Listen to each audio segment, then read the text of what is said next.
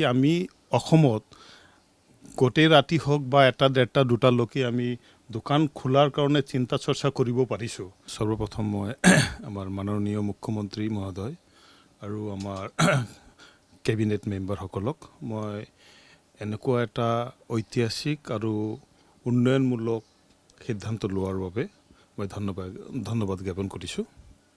চাওক, এইটো এটা সিদ্ধান্ত যিটো আমাৰ আগন্তুক দিনা গুৱাহাটীৰ এটা বাণিজ্য ৰূপ মানে ক্ষেত্ৰত এটা বিশেষ গতি লাভ কৰিব বুলি আমি আশা কৰিছোঁ।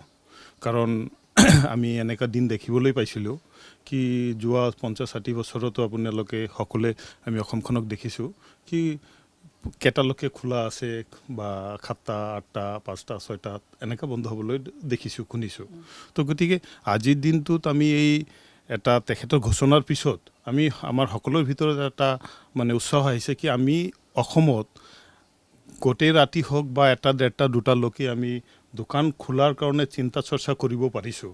এনেকুৱা এটা শান্তিময় পৰিৱেশ আমাৰ গঢ়ি উঠিছে, সেইটো কাৰণে আমি খুব মানে সুখী আৰু সকলোক মানে আমি গোটেই অসম ৰাইজক আমি এইটোৰ কাৰণে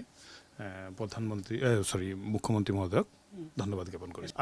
আমি এতিয়া আমাৰ এছ'চিয়েশ্যনৰ ফালৰ পৰা আমি চবকে এটা জাননী দিছোঁ কি আমি কালিৰ পৰা যাতে আমাৰ টাইম টেবুলটো অলপ বাঢ়ি যায়। যেনেকৈ আমাৰ ইয়াৰ আগতে 7টা 8টালৈকে 9টাৰ ভিতৰত দোকান বন্ধ হৈছিলে, এতিয়া আমি ফেঞ্চি বজাৰত চেষ্টা কৰিম 2টালৈকে খোলাৰ কাৰণে এটা আমি নিশা 2টালৈকে আমি চেষ্টা কৰি আছোঁ। আমি সকলোক জাননী দিছোঁ। আমাৰ যিটো আমাৰ হোৱাটছএপ গ্ৰুপ আছে সেইটো গ্ৰুপতো আমি এইবিলাক চাৰ্কুলেট কৰি আছোঁ আৰু যি মাৰ্কেটো আমি অলপ মানে এইটো আলোচনা চলি আছে আমাৰ সকলোৰ মাজত। চাওক, এইটো এটা কথা হ'ল কি এই যিটো সিদ্ধান্ত সেইটো এটা মানে ইমান সহজ সিদ্ধান্তও নহয় বেপাৰীৰ কাৰণে। চাওক, অসমত যদি বেপাৰিক পৰিৱেশ আমি গঢ়ি উঠিব লাগে তেতিয়াহ'লে আমি সকলো বেপাৰী বৰ্গে এইটোৰ প্ৰতি নজৰ ৰাখিব লাগিব, এইটোৰ ওপৰত কাম কৰিব লাগিব। এনেকুৱা নহয় যে আমাৰ যিটো মানে ষ্টাফ আছে 24 ঘণ্টা কোনো ডিউটি কৰিব নোৱাৰে, বা 18 ঘণ্টা কোনো ডিউটি কৰিব নোৱাৰিব। তো গতিকে যদি সেই ব্যৱস্থাটো আমাক কৰি উঠাব লাগে তেতিয়াহ'লে আমাৰ শিফটিং কৰিব লাগিব, নতুন ল'ৰা ছোৱালীক সেইবিলাক ল'ব লাগিব। তো সেইবিলাক এটা প্ৰচেছ আছে, সেইবিলাক প্ৰচেছ লাহে লাহে চলি থাকিব। 100% বাঢ়িব কাৰণ এই পৰিৱেশটো প্ৰয়োজন আছে। প্ৰথম পৰিৱেশ যিটো আছে এইটো বাণিজ্যিক পৰিৱেশটো গঢ়াটো হ'ল প্ৰথম আমাৰ কাম। তো আমি এছ'চিয়েশ্যনৰ ফালৰ পৰা সেইটোৱে চেষ্টা কৰি আছোঁ যাতে আমাৰ অসমত সেই পৰিৱেশটো গঢ়ি উঠে।